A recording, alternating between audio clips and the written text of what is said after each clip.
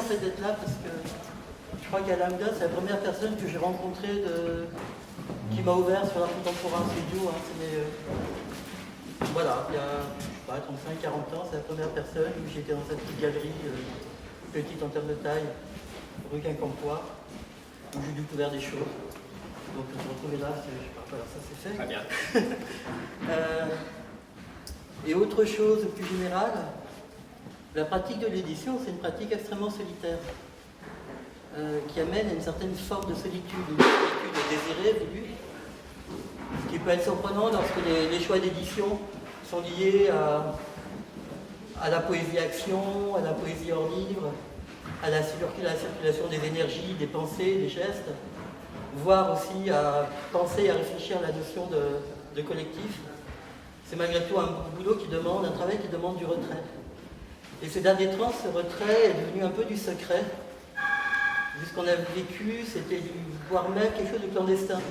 Et de me retrouver aujourd'hui devant des gens à présenter les livres qui se sont faits malgré tout ce qui a été fait pour nous séparer, les livres existent. De les présenter devant vous, c'est un vrai plaisir, c'est une vraie joie. Donc dans l'ordre, vous allez entendre Julien Blaine, dont on a sorti cette année une introduction à la performance, entre autres. Il y a eu ce livre-là, il y a aussi un livre qui s'appelle Les cahiers de la 5e feuille, qui réunit un chantier, enfin qui est une sorte de réunion de comment faire livre d'un chantier qui a duré plus de 40 ans, 50 ans, enfin qui est quasiment à l'origine du travail de Julien. Et il y a un autre livre qui s'appelle Le Grand Dépotoir, qui documente sur une des performances qui, à mon sens, a été une des performances les plus importantes, pas de ce siècle, parce qu'il est encore trop petit, mais au moins de ce siècle-là et du siècle précédent. Un geste un peu essentiel. Ensuite, vous entendrez Liliane Giraudon, dont on a publié Sade et Poussade. Et cette année, il y a eu d'autres livres où elle était complice ou initiatrice ou très active en tout cas. Elle a participé notamment au livre de Fabienne Létang qui s'appelle Chambre froide. Livre important parce que, d'abord parce que le travail de l'artiste Fabienne Létang est un travail qui m'intéresse beaucoup, que je considère comme important. Mais ce livre est un peu le résultat de quelque chose qui habituellement est caché, qui est le travail de réflexion et d'échange qu'il peut y avoir entre des auteurs, des artistes, des poètes, qui n'est pas forcément visible et qui est extrêmement important pour tout le monde, parce qu'il nourrit d'autres choses. Et là, cette réflexion, cette rencontre a donné lieu à un livre. Donc autour de Fabienne Létang, il y a Liliane Giraudon, mais également Amandine André et Anne-Claire Assé-Hello. Et dans le même ordre d'esprit, Liliane Giraudon est quelqu'un pour qui les réseaux et les amitiés doivent produire et chaque rencontre est quelque chose d'important. Elle a fait l'introduction d'un carnet de dessin de l'artiste Dominique Cerf, qui a été publié cette année. Ensuite, vous entendrez Emmanuel Jawad, dont on a publié Interférence, des petits textes littéraires qui sont écrits comme des clichés photographiques. Ensuite, Assé-Hello, dont on a publié Coma Capital, et puis qui n'est pas encore là parce qu'il rentre du boulot, mais il arrive. Marius Loris, Rodionov, dont on a publié Procès-verbaux, qui est un travail qui a été fait à partir des procès-verbaux de la guerre d'Algérie, de militaires qui ont eu des procès pour la guerre d'Algérie. Et tous ces gens, tous ces auteurs dont je viens de parler, vous pouvez les retrouver dans la revue Attaque, qui est une revue qui sort à peu près une fois par an et qui croise des interventions d'auteurs, qu'ils soient philosophes, qu'ils soient poètes ou artistes, du continent africain, d'Amérique latine et d'Europe. Voilà, Julien, à toi.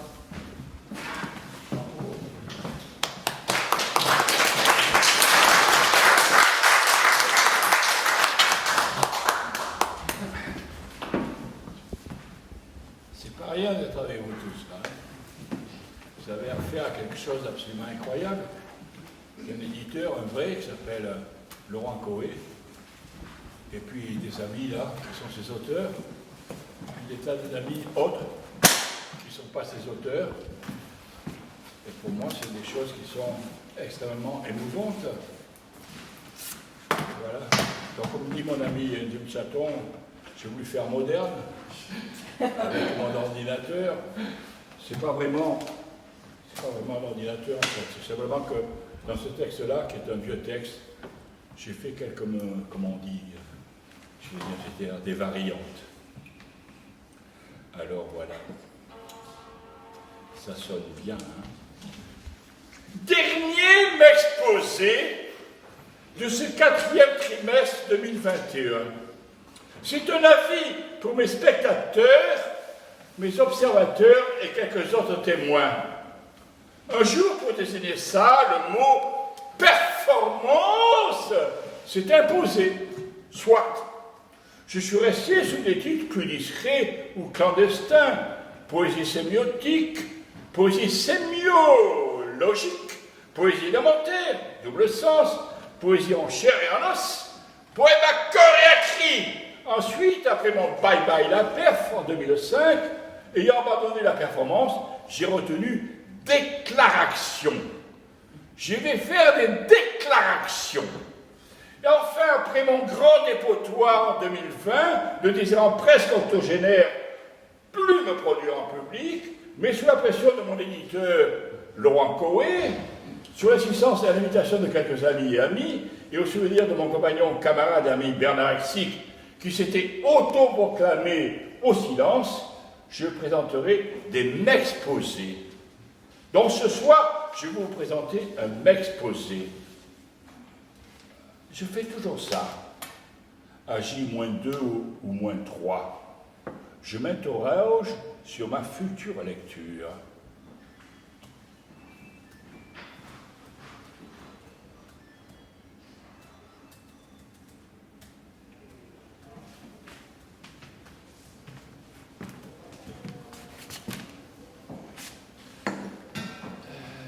Sur ma prochaine déclaration,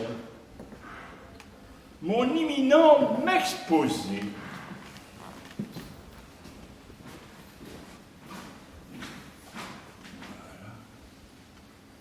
Cette fois, pour l'enceinte des Houdins, je me suis plongé sur un vieux classeur et j'ai retrouvé ce texte de 1992.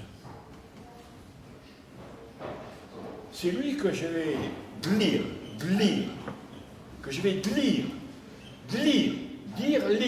lire. Vous comprenez? Lire, que je vais lire ce soir. En ce temps-là, j'étais adjoint à la culture de Marseille. 3e adjoint dans l'ordre du tableau, et je venais de créer le musée des arts africains, océaniens, amérindiens. Tu te rappelles, Dominique? Le Mawao! Ce soir, être là, malgré tout, malgré la Covid, là le Macron, là le Toubib, là le etc., déjà j'ai dû beaucoup annuler, mais jamais effacer. Je suis du verbe être, et non pas du verbe suivre, reconnaissant de cette invitation. Voilà, ça devrait vous aider à la compréhension de ce m'exposé.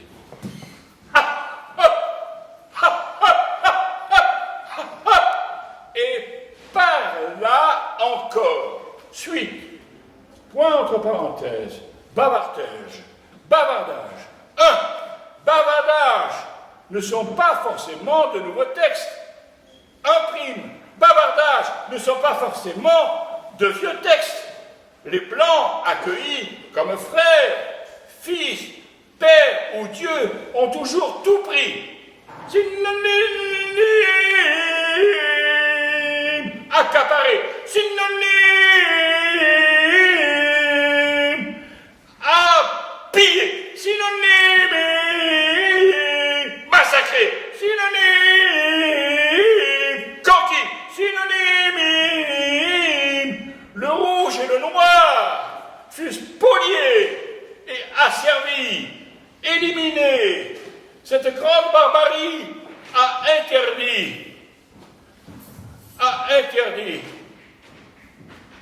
interdit d'autres futurs. Nous, Blancs, fils d'assassins et d'exterminateurs, nous, Blancs, touchés par la grâce rouge, évanouis, ressuscitera, ou noir, disparu, qui renaîtra, nous, Blancs, regardons avec plaisir au crépuscule des grands empires coloniaux des 16e, 17e, 18e, 19e, les Blancs obligés de se bouffer. Synonyme.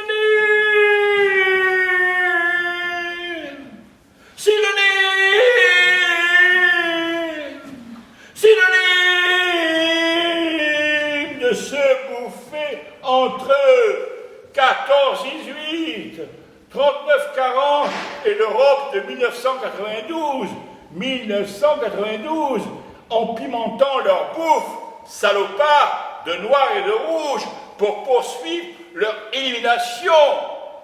Synonyme.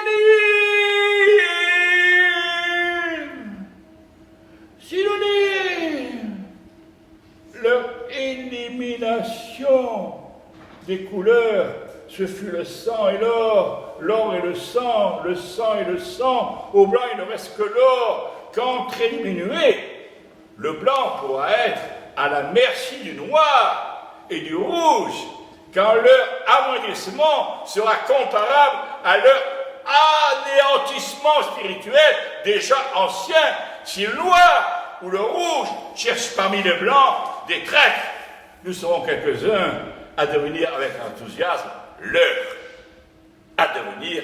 enthousiasme leur. Les jaunes sont orangés, tantôt blancs, tantôt rouges, comme d'autres couleurs, tantôt noirs, tantôt blancs. Bavardages ne sont pas forcément de nouveaux textes. Bavardages ne sont pas forcément de vieux textes. Musique, barbarie, peinture décor, silence entre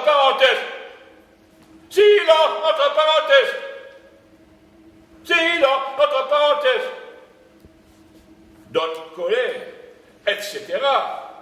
Toute l'humanité est dans l'art de la parole, et l'art de la parole, c'est civilisation et culture disparaissent, et avec elles les héros et les dieux.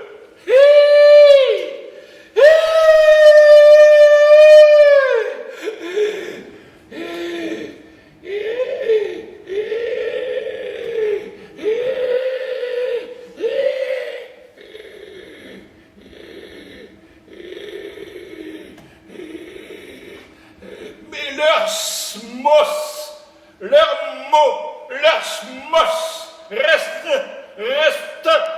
restant au coin des chemins, au bord des mers, au sommet des montagnes, au creux des sources, au milieu des clairières, au métal des, à la rouille des, aux cieux des, à la plaie des. Quels seront les mots, quels seront les smos de notre actuelle culture, de notre civilisation contemporaine, à celui qui, dans ce texte, désirerait. Je laisse au lecteur le soin de connaître le mot, les mos, qui, que, marquer en fait, ou revenir en arrière de ce texte. 3 bavardages ne sont pas forcément de nouveaux textes. Bavardages ne sont pas forcément de vieux textes. Tout ce que j'ai dit, enfant, m'est arrivé. Tout ce que je disais hier m'arrive, oui. Tout ce que je dis ici est prévu pour demain. Désormais, je fais très attention à ce que je dis. Je fais très attention à ce que je dis. Très attention. Le bavardage ne sont pas forcément de nouveaux textes. Le bavardage ne sont pas forcément de vieux textes. Le bavardage ne rompt pas forcément de vieux textes. Le bavardage ne rompt pas forcément de vieux textes. Un bavardage ne tombe pas forcément de vieux textes. Un bavardage ne tombe pas forcément de nouveaux textes. Et que faire avec le verbe tombe à l'infinitif, au présent et au singulier? Après, être au pluriel, faire au pluriel, aller au pluriel, rompre au pluriel, et pendre au futur, bien que conjugué au présent. Un bavardage ne pompe pas forcément de nouveaux textes. Un bavardage ne fond pas forcément de vieux textes. Un bavardage ne pompe pas forcément de nouveaux textes. Un bavardage ne pompe pas forcément de nouveaux textes.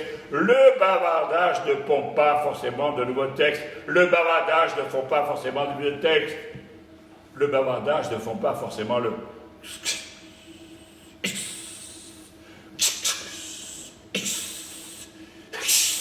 majuscule, capital, majuscule, capital, fondé. Un bavardage ne font pas forcément de vieux textes. Un bavardage ne font pas forcément de vieux textes.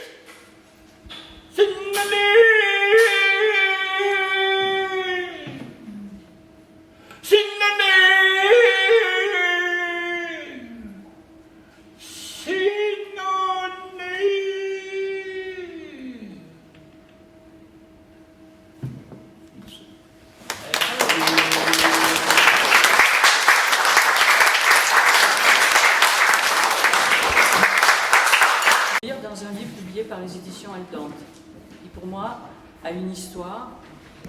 Il y a Marseille derrière, c'est vrai. Et pour moi, c'est vraiment c'est un travail d'éditeur et c'est un catalogue, je pense, qui va faire histoire, comme on disait avant, le siècle dernier, dans les affaires d'histoire littéraire. Je vais lire des extraits d'un livre qui s'appelle Sade épouse Sade. C'est des petits fragments que je vais vous lire un peu, qui ne sont pas lus du tout au hasard, que j'ai choisis. Sade l'écrit « Je suis un libertin, mais je ne suis pas un criminel ni un meurtrier. » Enfermé une partie de son existence, il allait mettre en place une stratégie de contre-censure et, sur un mode littéral, à partir de l'interdit, fabriquer du romanesque. On s'est peu intéressé à Renée Pélagie, son épouse. Que sait-on de cette singulière conjugalité, de cette forme d'amour qui les unit? Donc je me suis posé des questions sur cette relation amoureuse à l'intérieur d'un couple officiel qui était Sade et sa femme. Donc j'ai relu énormément de lettres, j'ai travaillé très longtemps là-dessus et il en est sorti des fragments, des extraits et un choix de ces lettres adressées à sa femme. En ouverture, il y a une citation d'Arlette Farge. « Estimé comme une donnée structurale de l'existence, le consentement meurtrier est peut-être un des éléments de la vie en société. »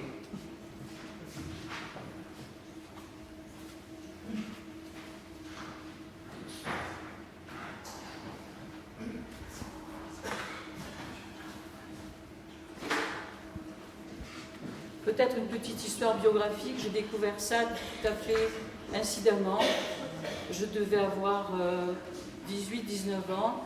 Je sortais d'un internat religieux et je me suis retrouvée, parce que j'avais été renvoyée, non, j'avais même pas 18 ans, dans un lycée de jeunes filles à Carpentras. Et j'allais me réfugier dans une bibliothèque qui s'appelait la bibliothèque Engelbertine.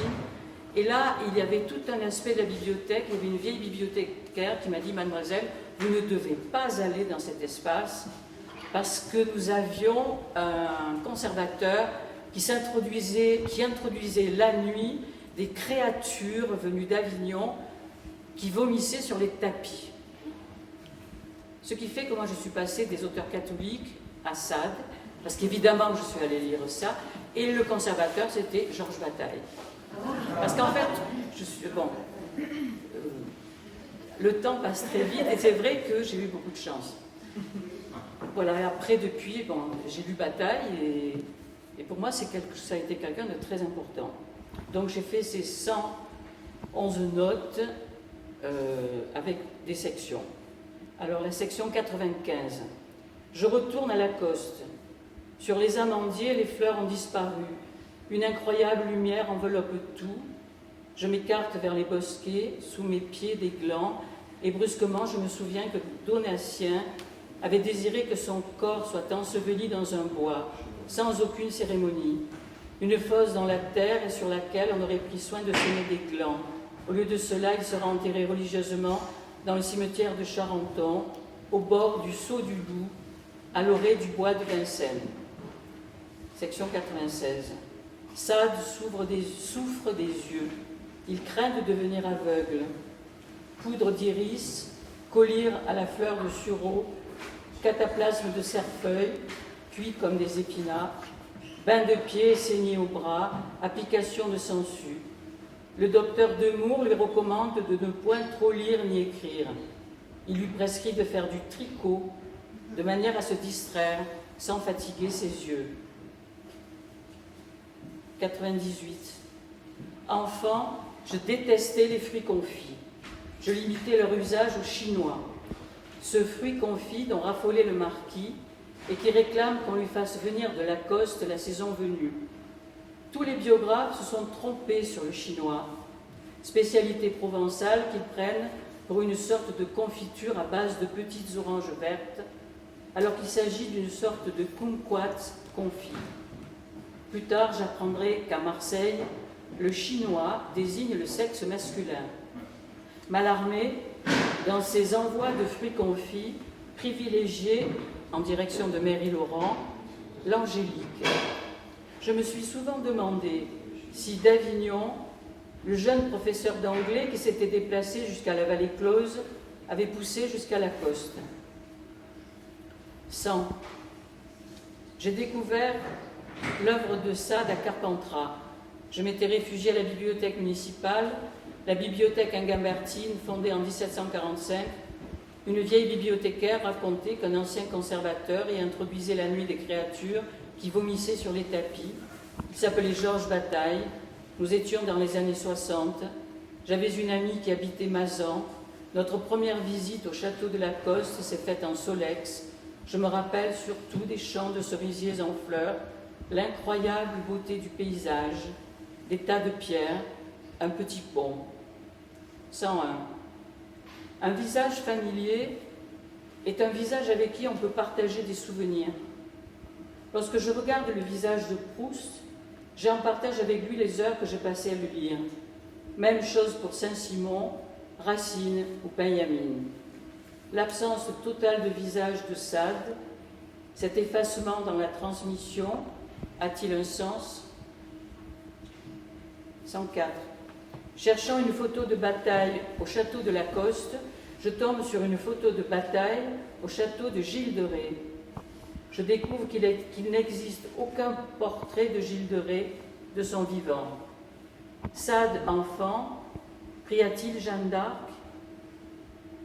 105. L'exercice du pouvoir et de la violence, bien qu'ils doivent être constamment renouvelés, a-t-il beaucoup évolué?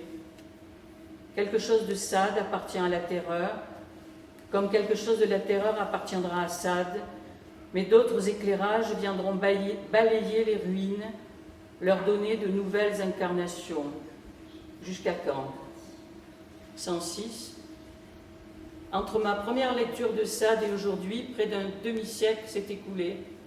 Le relisant, les phrases et leurs scènes migrantes traversent d'autres espaces, d'autres événements. Un inconscient charrie les vues et les visions qui tressent des temps hétérogènes. Les fantômes s'activent en costume neuf, le comique s'articule à l'horreur. Fuyant le ténébrisme, les accessoires font figure de pâte à mâcher.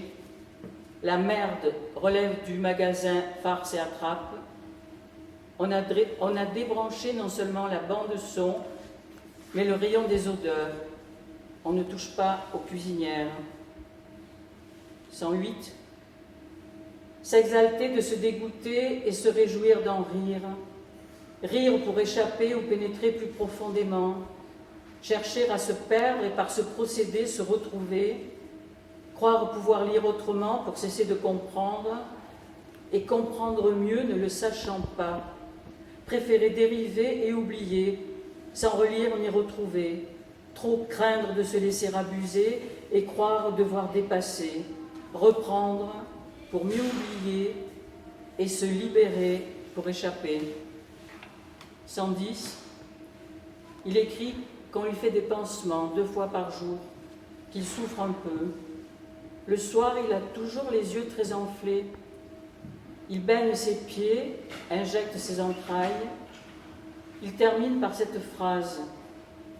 On boit comme un trou, de la limonade, et on vous embrasse. Il s'adresse à sa femme. Pourquoi au moment où j'achève ce texte, son goût furieux pour la limonade m'émeut-il au point de faire monter des larmes? 111. Monsieur de Sade remercie des olives. La fantaisie lui en a passé. Il prie instamment qu'on ne lui en apporte pas. Maintenant, une liste de ce qu'il veut qu'on lui en apporte. C'est une liste qui est dans une lettre à sa femme et qui date du 4 septembre 1784 de la Bastille. La liste des commissions qu'on détachera de la lettre si on veut, mais que je prie ma femme de m'envoyer tout de suite. Une corbeille de fruits composée de 12 pêches, 12 brugnons, 12 poires de beurre, 12 grappes de raisin, la moitié du tout mûr, le reste capable de se conserver 3 ou 4 jours. 2 pots de confiture, une douzaine de biscuits du Palais Royal, dont 6 soufflés à la fleur d'orange, et 2 livres de sucre, 3 paquets de bougies de nuit. Donc, je prie Madame de Sade de m'envoyer mon flambeau aérostatique avec ses fournitures nécessaires. Au lieu du gilet et culotte d'indienne qu'elle envoie ordinairement chaque hiver et qui ne dure pas, je la prie d'envoyer un gilet et culotte de drap d'alpaga doublé d'un gros molleton de consistance, le tout très épais et très chaud, le gilet à manches très serré, long de taille et étroit de ceinture. Même précaution pour un gilet d'espagnolette qu'elle enverra aussi.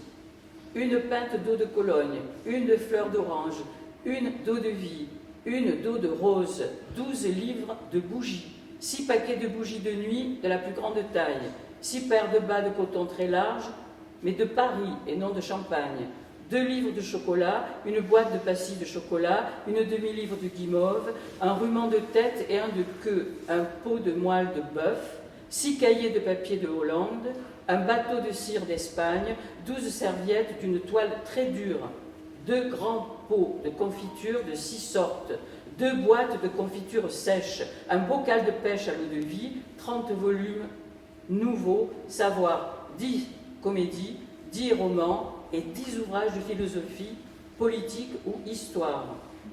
Ces derniers objets attendus, car je manque absolument de livres. Merci.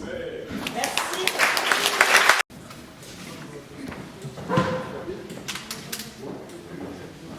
Moi, l'époque s'enfuyant. Moi, le million par tous les trous s'enfuyant. Moi, le million s'enfuyant. Le tout partout du million convulsif. La totalité du tout partout giclé du million. Le million des coins de rue. Le souffle du million livide, les jambes du million blanc et sportif, l'opinion du million domestiqué sur le million servile, le million stable et convenable qui stimule le marché million qui voudrait voir dégénérer les hommes par millions, la grande paix conviviale des millions sans pitié qui usent des millions de cadavres, les détenteurs du million qui jouissent du million des perdants, la mauvaise mémoire du million mécanique, les petites griffes du million contemporain et urbain, hostile à l'immonde plainte du mauvais petit million. Moi, le million s'enfuyant, pénible dans un tas d'ordures, civils engloutis et roublards, civils dupes amollis, hommes moyens affamés s'enfuyant, sciant, s'excitant l'unanimité, s'excitant le groin stationnaire, s'enfuyant, s'échappant le regard fixe. Moi la violence du choc, moi le choc des foutus de nous, moi la violence des foutus, le moi de la violence, du choc les nous du foutu, des foutus les mensonges des vendus, la violence des foutus furieux, moi le foutu au ventre sale, le foutu de nous vendus, le foutu de nous tués aujourd'hui, le foutu de nous forcés qui bougent en dernier, moi le million foutu par tous les trous tués aujourd'hui, moi le million le fond de l'homme menaçant, moi le million foutu intolérable, moi le million des foutus si pénibles à la longue, qui continuent à se relever si pénibles, le million si pénible, la forêt du million qui pousse, le million qu'on donne pas cher, on donne pas cher du million des foutus de nous surpris d'être encore debout, qu'on essaye de ramener violemment à terre, moi la violence des foutus debout, moi la forêt des foutus devant devant la lune. Moi, le choc des foutus contre la lune. La forêt des foutus endormis arrachés par millions. Le poumon bloqué des foutus brûlants. La paralysie des foutus qui travaillent à se faire foutre. La fuite des foutus en mer. Le petit battement des foutus qui flottent au fond du monde. Le plancton des foutus en suspension dans un océan de foutre. La brutale élévation du niveau de foutaise. La défuturestation de la planète. L'arrachement des grands foutus vivants par le grand foutu plat. L'incroyable densité du foutu qui pense bien, en guerre contre les foutus vivants, toute ma vie foutue par les désirs abjects du foutu qui pense bien, le grand foutu fluide, ulcéré par les foutus en lutte. Fluides deviendront les foutus vivants, décide le grand foutu cupide. Fluides, informes et horizontaux deviendront les foutus liquides avant de s'écouler dans les canalisations. Liquidons les foutus liquides qui fissurent la douceur de vivre du grand foutu cynique. Fluides deviendront les foutus enfermés du matin au soir, qui poussent, triplent et débordent. Cette marée haute de foutus petits et gras, ce flot de foutus sourds qui ruisselle et suinte dans le grand foutu prospère. Engloutissons les foutus noyés qui glissent sans bruit les uns sur les autres, avant de prendre définitivement la forme du grand foutu avide. Flexibles deviendront les foutus sulfuriques, le dos courbé dans les chantiers et les carrières. Fléchis les foutus agrochimiques aux mains rongées, pliés dans les fermes, les hangars et les voitures. Accroupis les vieux foutus bouchers, qui transpirent et travaillent au tissage de carpettes, au cirage de pompes funèbres. Les foutus fluides aux traits tirés circuleront harmonieusement sans à-coups et sans révolte, reliés entre eux par leurs petites pattes pour protéger le grand foutu vorace. Foutu déclin, foutu foule croyante, foutu voix perdue, foutu accident des volontés libres, foutu spasme, foutu viande froide.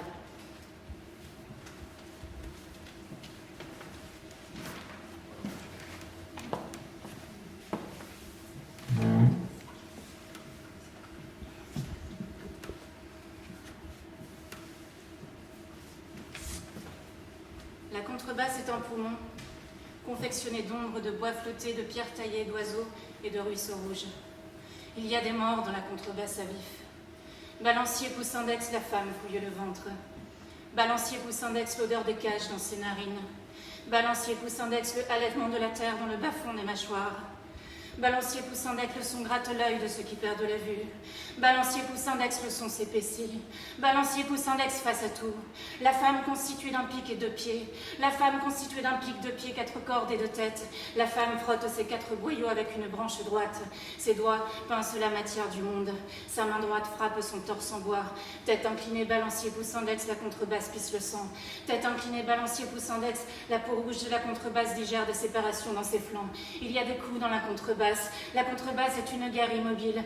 Balancier pousse index, femme née d'un mauvais pays. Balancier pousse index, femme seule sur les routes. Balancier pousse index, contrebasse orpheline de nations inutiles. Balancier pousse index, contrebasse ne recule pas. Femme aux quatre boyaux, guerrier chien, habite un arbre lourd et rond.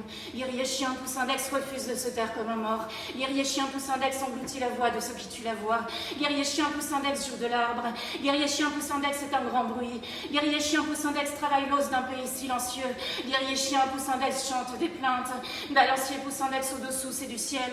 Balancier pousse index, morceau de la nuit. Tête inclinée, balancier pousse index, bourdon contrebasse dans la plaine. La contrebasse perd la vue, tout son corps se dresse, les pieds trépignent, le corps vibre, le champ liquide coule de partout, le son fuit par les flancs, se plante dans les chairs. Guerrier chien pousse index, permanent dans l'espace. Guerrier chien pousse index, ongles dressés. Guerrier chien pousse index, main d'araignée. Un jour le cri est venu le trouver. Guerrier chien pousse index, le son de la terre. Guerrier chien pousse index, millions de pauvres. Guerrier chien pousse index, bouche noire. Guerrier chien pousse index, habité par des histoires carnivores. Pic planté dans la fosse commune de Wounded Knee. Pic planté dans la plantation Andrew. Face à tout, le son se cramponne. Contrebasse, guerre absolue. Guerrier chien, cri de feuilles et de peau. Ce serait tout pour moi.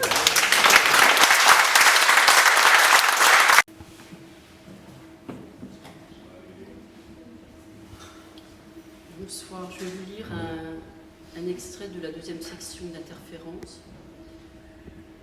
Il s'agit d'une série de petits textes, de petits blocs de textes qui tournent autour notamment de la photographie.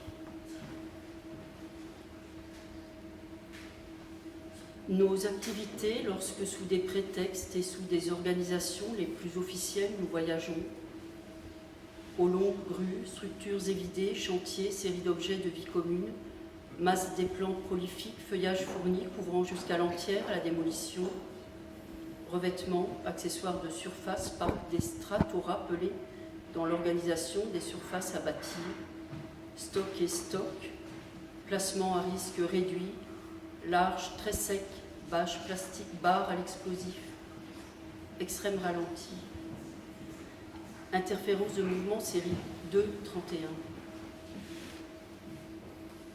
Le projet prévoit par où l'argent est fait les terrains à construire, où l'animal surgit battant au dehors des parcs d'activité, d'une bande au sol dissociant rampe métal long en bordure, le mouvement par phase à mesure des quais bordant les immeubles en cours dans la périphérie s'élargit, digues, canal bas, plateau.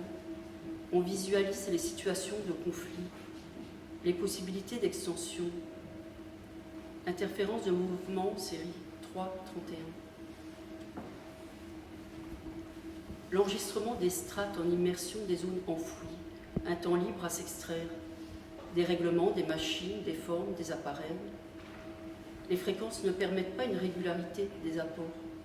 L'aménagement, des reports d'activité dans des conditions exceptionnelles. L'élargissement et dans les nuisances, on examine les procédures d'ajournement. Le temps libre succède à un temps productif. Interférence de mouvement, série 4-31. Des immeubles modulaires longent les parties extensives, des perturbations, le traitement des perturbations, les derniers paramètres de réglage à leur encontre s'exercent dans des situations de restriction. Commandement et contrôle des groupes, des mouvements. À proximité, plus loin, une surveillance accrue. Les brouillages suppriment ces techniques. On enregistre des groupes se déplacent autour des bâtiments dans les zones adjacentes. Interférence de mouvement, série 5-31. Les mobilisations occupent le centre de l'image, des surfaces filmées, mates, images de contrôle de mauvaise connexion, puis très pixelisées, des objets réfléchis, des abris, des appareils. Transparence par effacement lent des images. Des réservoirs de lignes, scinde, suit, déplace, efface. Interférence de mouvement, série 6-31. De la zone d'exclusion, images invisibles de l'appareil survolent. Nous parcourons ce que les appareils surveillent. Plaines, des chantiers à vue, des complexes, baies, bandes nocturnes fluorescentes, rampes d'accès.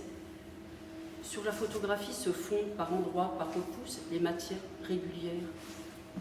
Le renfoncement porte la lumière hors.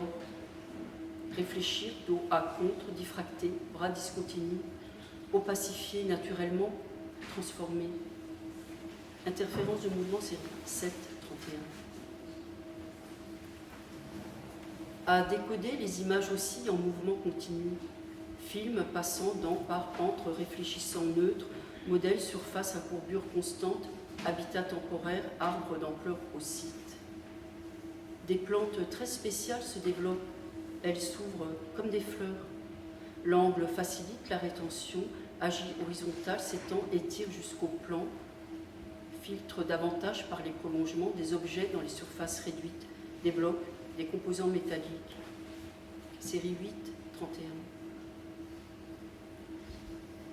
Longeant le stade, rail, pavillon, fenêtres, éclairs rouges, immeubles courts et terrasses, murs végétales, articulations cubiques sur fond neutre, typologie des pavillons, jardins, arbustes et rangées de fenêtres régulières, pelouse, incidemment lieu vide.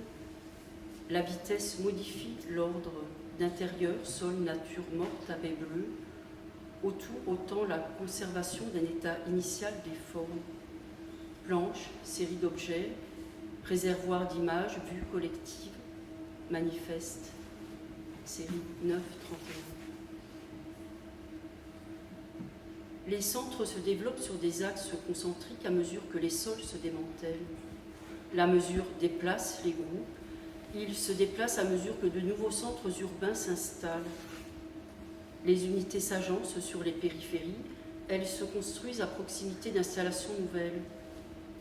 Le dynamisme repose sur un système d'alliances. On met à profit les surfaces vacantes. Selon des très aléatoires, les installations mesurent d'une inégalité croissante. Série 10-31. leur utilisation unilatérale dans des situations d'affrontement, d'une technicité car reconnaissance faciale privilégie le déploiement d'identification contestable. Ces voies d'accès restent des obligations fortuites de navigation. Série 11-31. Les maisons collectives dans la lumière naturelle constituent les seuls réservoirs de mouvement. Rugueux par les sols, rues dures d'abrupts à l'arrière, tours vides de ciment, rouilles de structures de bureaux des amiantes, bacs, couverts, gravats, végétaux, flux diamétral à l'abandon, structures ciment-métal. Série 12-31. Les déplacements modifient la récupération de la lumière. Qualité et gabarit différentiels qualifient l'écart. Une particularité du volume. Les façades s'ancrent sur des surfaces contrastées. Des hauteurs ont déconstruit les sons, une découpe des objets occultants. Les manifestations convergent au centre s'étend, les groupes constituent des zones floues dans les annexes angulaires. Série 13-31. D'autres photographies dans les séries déjà constituées, alternativement laboratoire des mutations, verrières de transit, événements d'archives. Les filtres sont à même de distribuer les couleurs complémentaires, préfabriqués de plaques, possibilité d'accumulation, révélateurs et fixateurs procèdent au développement des éléments constitutifs. Une mise en fonction d'un principe sériel dans la collecte. 14-31.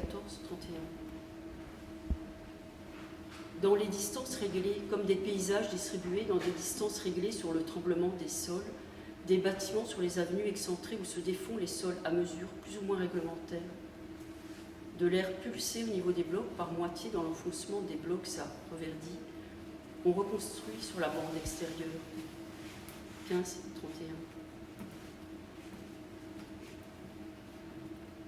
On photographie l'appareil en train de filmer. On la photographie qui regarde l'appareil en train de filmer. Très clair d'avant comme observant avec fixité, les épreuves se développent chromogènes. Lignant les cavités géométriques, franchir les rectangles d'eau. Une distribution dans des récipients mesurés. La rupture est une gorge encaissée, de plus près des dalles cassées après extraction. 16-31. Une condensation recluse dans le compartiment hors circuit, tour débris de petit calibre à l'obturation sans contraste. Fond presque au bas, allonge, gris sombre, sous-expose. Une réquisition des espaces. 17-31. Se vide l'ensemble des expériences optiques. Cela agit à l'intérieur même. Tout est hors foyer. Des arrangements simples s'assemblent sur des plateformes aléatoires. L'emplacement marque des intérieurs provisoires. Sommeil amplifie d'une durée. Ceci pris dans l'apaisement général. Bleu, mat, trait, regardant, fixe, couvrons d'allure lente. 18-31. Tracer l'occupation des lots et des parties annexes. Des photographies zénitales dans l'absence d'ombre. Littéralement plat, l'édifice, le visage. Les observations simultanées mettent hors d'usage nos capacités d'orientation. Une impression positive, quasi immédiate. 19-31. Enregistrement très sombre d'une série, c'est-à-dire s'équivalent longuement. Plan d'eau, découpe à la surface, concentrera des sur rebord. Assises, nous enregistrons ceci dans son fonctionnement, supprime entièrement les formes antérieures. 20-31.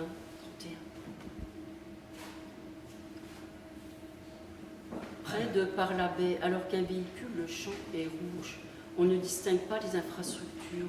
Bassin rectangulaire, bord de pelouse coupée, au vent, masse double d'arbres clairs. La terrasse avant la mer laissait les bâtiments dans l'agglomérat de pins. Selon les protocoles établis, 3 ensembles d'images systématiques.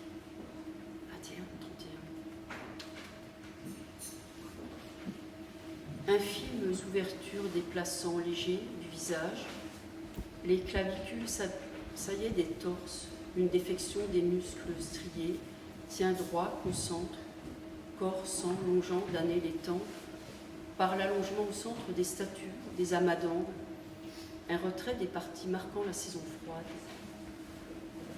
Les étangs indiquaient à l'extrémité des cordons littoraux une maison d'arrêt, des flux débordés d'insectes. 22.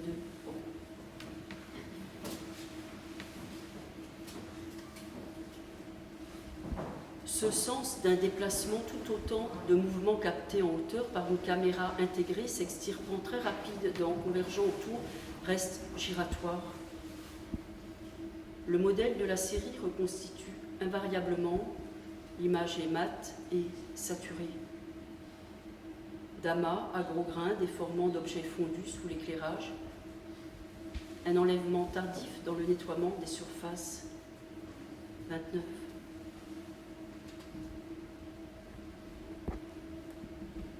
La collection d'images de format identique dont la régularité neutralise est à prendre d'un même mouvement. Le relevé valide les indices, une captation des événements de constat. Le niveau à double entrée s'inscrit dans la géométrie d'une typologie pavillonnaire. La distribution des marquages au sol resserre encore le flux des passages. L'appareil est une caméra de contrôle. 30.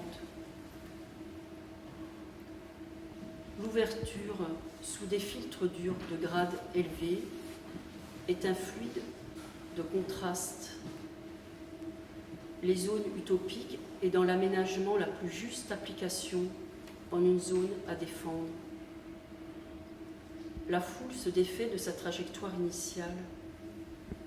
Les tables de valeur de filtrage n'adoucissent pas l'image. 31. Merci. Alors. Masturbation en faction. Question. Naori a-t-il insulté le caporal-chef Birabi? Réponse. Je ne comprends pas l'arabe, je ne peux donc savoir ce qu'ils se sont dit exactement, mais je pense que devant les remontrances du caporal-chef Birabi, le soldat Naori a proféré des insultes. Question. Y a-t-il eu des menaces de la part de Naori? Réponse. Non. Naori n'a pas proféré de menaces. Question. Pouvez-vous préciser la teneur des injures prononcées? Réponse. Non, je ne comprends pas l'arabe. Question. Qu'avez-vous à répondre aux accusations portées contre vous? Réponse. Quand nous sommes arrivés sur le terrain, le caporal-chef Birabi nous a placés à 2-3 mètres l'un de l'autre, Bresso regardant dans la direction du nord et moi vers le sud. Au bout d'un moment, je me suis levé, après avoir demandé la permission au caporal-chef pour aller faire mes besoins un peu plus loin. Je me suis mis à me toucher le membre, le caporal-chef a crié après moi, Naori, c'est dégueulasse. Question. Est-ce que vous avez sauté sur Bresso? Réponse. Non. Mais j'ai sali son pantalon. Question. Comment cela se fait-il? Réponse. Bresso est venu me voir et comme il s'est trop approché de moi, j'ai sali son pantalon. Question. Naori a dit avoir été placé auprès de Bresso pendant l'embuscade. Êtes-vous d'accord? Réponse. Absolument pas. Je l'ai placé à une 50aine de mètres de Bresso. Question. Maintenez-vous votre déclaration? Réponse. Oui. J'étais à 2-3 mètres de Bresso. Question. Et Naori, est-ce qu'il vous a demandé l'autorisation de se lever? Question. Non, il ne m'avait réponse. Il ne m'avait pas demandé la permission. Je ne l'aurais pas laissé mettre son fusil à terre comme il l'a fait. Question. Qu'avez-vous à répondre aux accusations proférées contre vous? Réponse.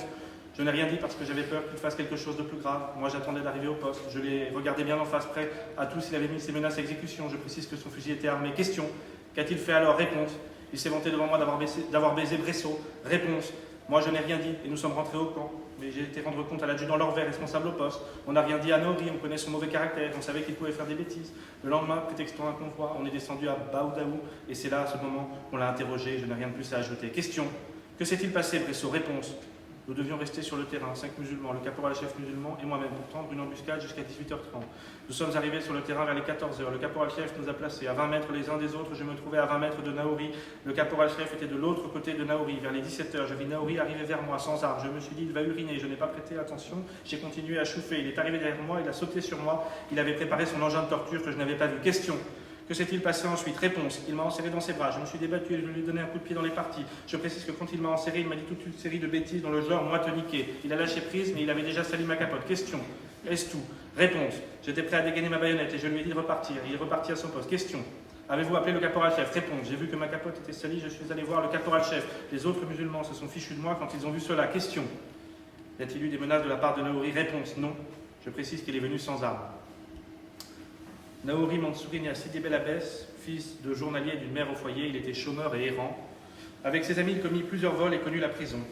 Appelé à servir au 120e régiment d'infanterie, il se rendit en France pour y faire ses classes. Ne parlant presque pas français, il fut puni et moqué. De retour en Algérie, il se battait souvent. Les officiers le considéraient comme peu fiable et d'un loyalisme douteux. Après un an de prison militaire, il décéda de maladie et de mauvais traitements. Dans cette affaire, il a donc été condamné à 2 ans de prison pour avoir fait un outrage public à la pudeur et exhibé à ses camarades ses organes sexuels dans un lieu public. Je lis une autre affaire.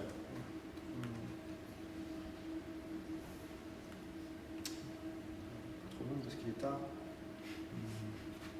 44. Le Luger volé. Question. Pourquoi et comment le 13 juin 1961 avez-vous dérobé un Luger P08 dans l'armoire du soldat Lajoie, armurerie du groupe de protection 28 de la base 146? Réponse. Il y avait environ 2 mois que je me trouvais à Regaïa, à la BA 146, et j'étais sans argent. Un jour, je me trouvais dans la chambre du groupe de protection. J'ai parlé un moment avec mon camarade Lajoie que je connaissais un peu. Puis j'ai écrit une lettre. Pendant que j'écrivais, j'ai remarqué la présence d'un Luger dans l'armoire de Lajoie. D'ailleurs, j'avais déjà remarqué ce Luger et Lajoie me l'avait montré. Cette arme me faisait envie. C'est pourquoi j'ai demandé à Lajoie de me la vendre. Il a refusé en me disant que c'était impossible. J'avais l'intention d'acheter cette arme pour la conserver. Un moment plus tard, Lajoie s'est absenté de la chambre. L'idée m'est alors venue de voler ce Luger pour le vendre. En effet, je n'avais plus d'argent. Or, une quinzaine de jours auparavant, j'avais marchandé un tapis à l'inventaire d'un marchand ambulant musulman qui stationnait en permanence devant le foyer territorial. Ce musulman m'avait demandé si je pouvais lui procurer un Luger et le lui vendre. J'ai donc pris le Luger et un moment plus tard, je quittais la chambre. Mon camarade Lajoie n'était pas revenu et 2 jours plus tard, j'ai porté le Luger à l'Algérien qui m'a remis 25 nouveaux francs. Le Luger contenait un chargeur et 3 cartouches. Je n'avais pas d'argent et pour acheter le Luger à Lajoie, s'il avait accepté, j'aurais dû emprunter de l'argent à ma mère. Je ne sais pas combien Lajoie m'aurait demandé pour ce Luger. Tout d'abord, j'ai eu l'idée d'acheter le Luger pour le garder. Puis, j'ai changé brusquement d'avis lorsque j'ai vu que l'occasion m'était offerte de m'emparer de cette arme, et c'est alors que l'idée m'est venue de le vendre pour me procurer un peu d'argent. J'étais en effet entièrement démuni pour mon arrivée à Beaune, j'avais reçu un mandat de 20 francs de ma mère. Celle-ci est pauvre et ne peut m'envoyer beaucoup d'argent. Elle ne peut travailler, n'a pour toute ressource qu'une pension de 500 francs par trimestre et des allocations familiales pour mon jeune frère âgé de 10 ans. Question. Dans ces conditions, il paraît étrange que votre mère sans ressources et étant vous-même démuni d'argent, vous ayez eu l'idée d'acheter une arme en empruntant de l'argent à votre mère. Qu'avez-vous à dire à ce sujet? Question. Réponse. Oui, je le reconnais. Cela peut être bizarre. Je n'ai pas réfléchi, c'est une fantaisie que je voulais m'offrir. Lajoie avait déclaré qu'il avait récupéré ce Luger pendant les événements et qu'il voulait le garder. Il ne m'a pas dit que ce Luger avait été déposé à l'armurerie. Je savais que Lajoie était armurier. Avant de m'engager dans l'armée, je n'avais jamais été soigné pour troubles mentaux ou maladies nerveuses. J'ai quitté le centre d'apprentissage où j'étais placé en juillet 1958. Ensuite, j'ai travaillé comme apprenti en maçonnerie, comme aide-carreleur, comme plombier, et finalement chez un fromager dont j'ai oublié le nom et l'adresse. J'ai été arrêté en février 1960, et c'est en effet à cette date que l'un des auteurs du vol commis l'année précédente, en fracturant l'appareil distributeur, a été arrêté pour une autre affaire et a révélé ma participation à ce premier vol. Nous étions 6. Je suis resté incarcéré 2 mois, et peu après, je me suis engagé. Abel Ferrara est né à La Ciotat. C'était le 13 mars 1944. Il exerçait le métier de plombier. Un jour, il fut condamné pour vol, un vol à la tire dans la ville de La Ciotat. Il volait pour vivre d'après les services sociaux. Sa mère était veuve et sans ressources depuis le retour de son frère, revenu handicapé d'Algérie. Abel Ferrara fut accusé de vol au régiment et condamné à 1 an de prison ferme. Voilà. Ça va ?